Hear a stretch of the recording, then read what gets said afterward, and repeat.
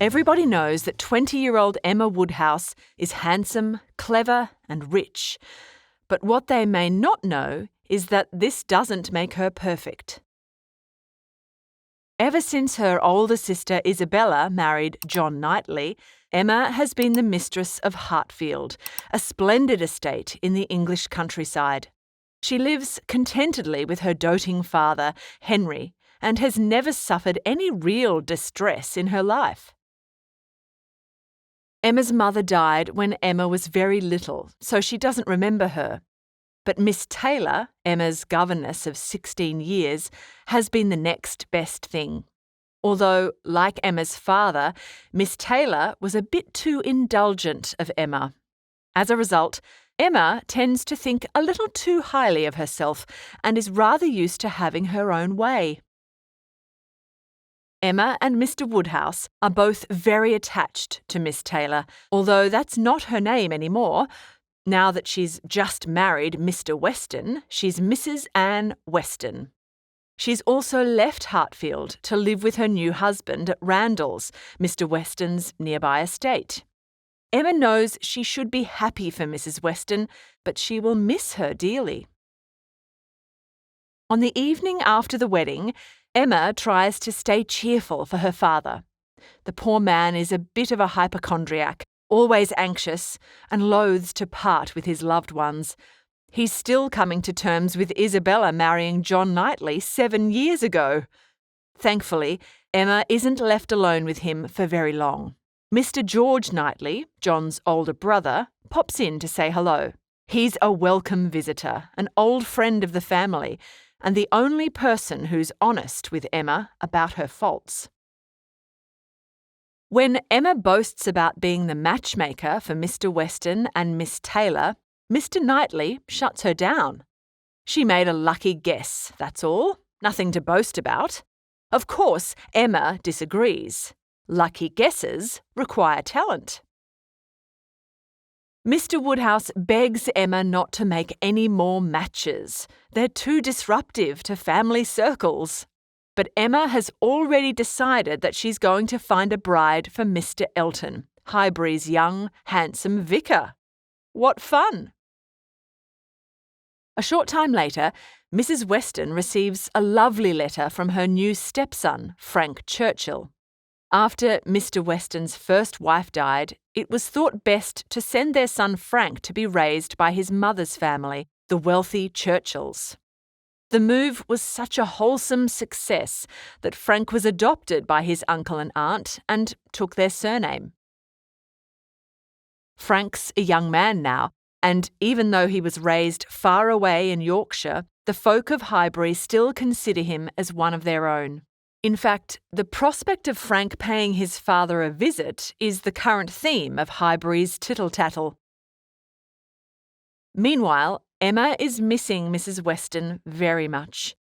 To keep a lively atmosphere at Hartfield and stop Mr. Woodhouse from becoming depressed, Emma arranges regular dinner parties. The Westons are always happy to attend, as are dear Mr. Knightley and young Mr. Elton.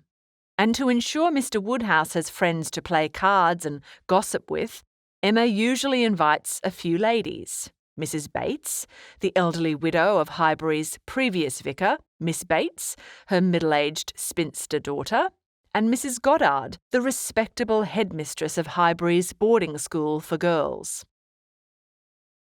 Unfortunately, Emma often becomes bored during these long evenings. She no longer has Mrs. Weston to herself and needs something, or someone, to occupy her lively, intelligent mind. The answer comes one day when Mrs. Goddard asks if she can bring one of her star pupils to dinner, 17-year-old Harriet Smith. Emma is keen to meet Harriet because she's seen her around town and thinks she's very beautiful. It's generally known that Harriet Smith is the illegitimate daughter of an unknown gentleman. He must be a gentleman because he can afford the fee for Harriet to have a comfortable private room at Mrs. Goddard's school. Other than that, the identity of Harriet's parents is a mystery. The dinner party is a great success, as is Emma's introduction to Harriet. Their engaging conversation makes the evening pass very quickly. And while Harriet isn't the cleverest girl in the world, her beauty and good manners make a strong impression on Emma. By the end of the evening, Emma decides to become friends with Harriet. More than that, she's going to take Harriet under her wing. She'll detach Harriet from her lowly friends, like Mr. Knightley's tenants, the Martins of Abbey Mill Farm. Emma would polish Harriet's manners, influence her opinions, and assimilate her into genteel society. Yes, Emma decides that this is an excellent project and a worthy use of her time and talents. After a while, Emma and Harriet become quite close, and Harriet is a frequent visitor at Hartfield. Their lengthy walks together provide ample time for Emma to tutor her young protégée. She starts to probe Harriet's connection to the Martins of Abbey Mill Farm. Harriet recently stayed with them for 2 months, and by her account, it was the best holiday ever. However, Emma becomes alarmed when she discovers that Mr. Martin is no grizzled old farmer, but a strapping young, eligible bachelor. He lives at the farm with his mother, Mrs. Martin, and 2 sisters. And he clearly has a crush on Harriet. Oh, this won't do. Emma is trying to help Harriet overcome the scandal of her birth and elevate her into good society. Her marrying a farmer, no matter how capable, kind, and sensible he may be, is completely out of the question. Whatever feelings Harriet might have for this guy must be stamped out immediately. Lo and behold, on their walk the following day, Emma and Harriet encounter Mr. Martin. This is Emma's chance to really scope him out. He's neat and respectful, clearly interested in Harriet, and she's excited by his attention. Oh dear. After he leaves, Emma tears the poor man to shreds. He's terribly plain and has no manners whatsoever.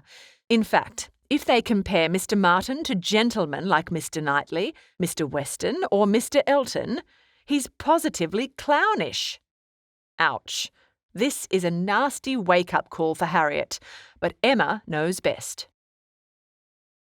Emma lets her good advice sink in before planting a seed. She shifts the focus of the conversation onto Mr. Elton. As far as young gentlemen go, he should be Harriet's model. He's cheerful, well-mannered, and gentle, and has recently paid Harriet a compliment. Of course, Harriet doesn't need to know that Emma drew his compliment out of him. For now, it's enough that he said it, and now Harriet knows about it. Emma is quietly confident that Harriet and Mr. Elton would make a fine couple. All they need is some encouragement. While Emma is content with her plans, Mr. Knightley is worried. He disapproves of Emma's friendship with Harriet Smith and decides that the best person to speak to about it is Mrs. Weston. But she disagrees. The fact that Emma has found a new friend is a good thing. So, Mr. Knightley explains the problem as he sees it. Emma is a clever girl. In fact, ever since she was 12 years old, she's been running circles around everyone at Hartfield, especially you, Mrs. Weston. Her superiority to Harriet doesn't make for a healthy friendship. The way Harriet looks up to Emma only bolsters Emma's vanity, which does neither of them any good. Emma has nothing to gain by the friendship, while Harriet has a lot to lose. Emma's influence will make Harriet uncomfortable among the people she's been happy with. Mrs. Weston changes the subject slightly, suggesting how Emma's happiness has given her a lovely glow. Mr. Knightley agrees. Emma is beautiful, and to her credit, she's not vain about her looks, but she is vain about her intellect and talents, which brings him back to his original point. Emma's friendship with Harriet Smith is likely to harm both of them. But Mrs. Weston stays firm in her opinion that it won't. She also advises Mr. Knightley not to make a big fuss about this. It will only cause unnecessary drama. To this, Mr. Knightley agrees. Both Mrs. Weston and Mr. Knightley care deeply for Emma, but Mrs. Weston also holds a secret wish for Emma's destiny, something perhaps involving Mr. Knightley. She waits to see if he professes anything else about Emma, but he doesn't. So she stays silent. As the weeks pass, Emma becomes convinced that Mr. Elton is falling for Harriet. He warmly praises Harriet's improvement and compliments Emma on her triumph as a role model. So Emma concocts a foolproof plan to seal the deal. She proposes to paint Harriet's portrait so she can showcase Harriet's best features to Mr. Elton. He's super excited by the idea. He already admires Emma's skill as an artist and agrees that a portrait of Harriet would be a prized possession. Emma invites Mr. Elton to hang out with them while Harriet models and Emma paints. It all goes very well, and Mr. Elton is in raptures over the progress of the artwork. And once the painting is finished, he even volunteers to go to London to have it framed. What a gallant gentleman, and clearly very much in love. Emma pats herself on the back for a job well done. Surely we'll be hearing wedding bells any time now, don't you think?